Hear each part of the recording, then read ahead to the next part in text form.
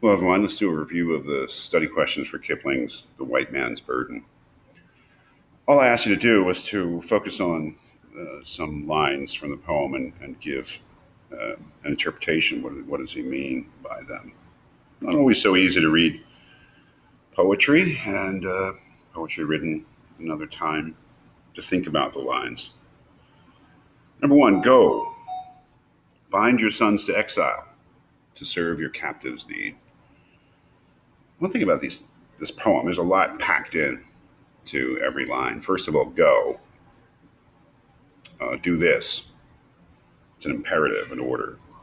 Bind your sons to exile. That is to send your sons, your young men, out into the world to administer this empire, to build this empire over your conquered peoples. And they will be exiled.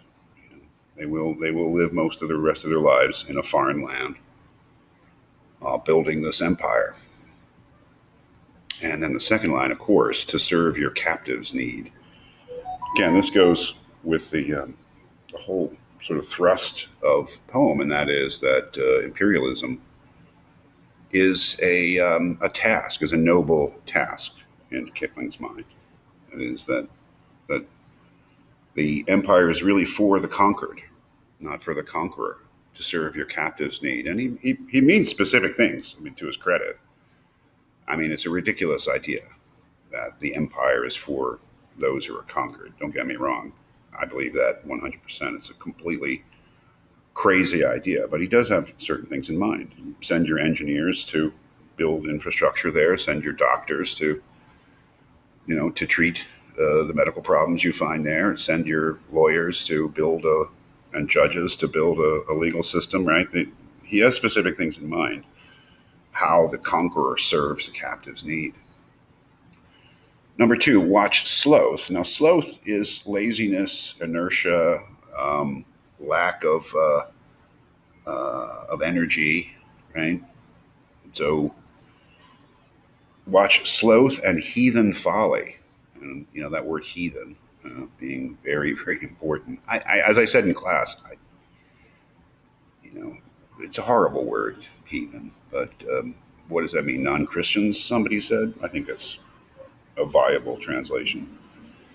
Although, like I said, I mean, I find it hard that you could sort of come to a Muslim or Hindu civilization and think of the people as heathens, but I guess he did.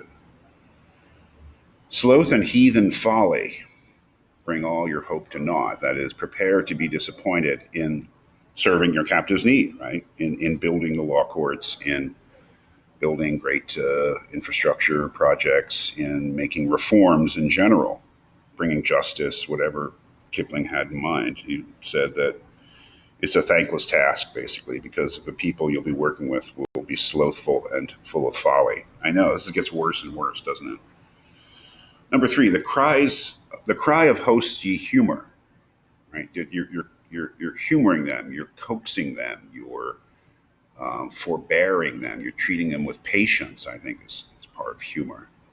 The cry of hosts. Now they're your hosts, right? I mean, host can mean somebody who's welcomed you in, who's hosting you.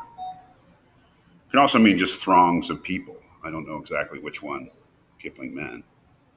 The cry of hosts ye humor, slowly toward the light. That is this notion that, yes, the white man, the um, imperialist European or North American imperialist, is bringing enlightenment, dragging the heathen peoples slowly to the light out of the darkness.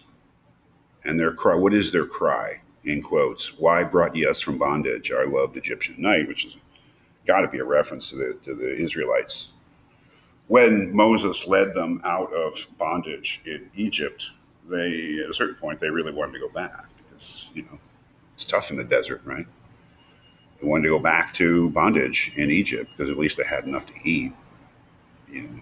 So a reference towards that biblical incident, and also how difficult the task of bringing enlightenment to the world's unenlightened, non-white people will be. I mean, it's I mean, there's something quite awful about Don't get me wrong. I mean, I think I see it.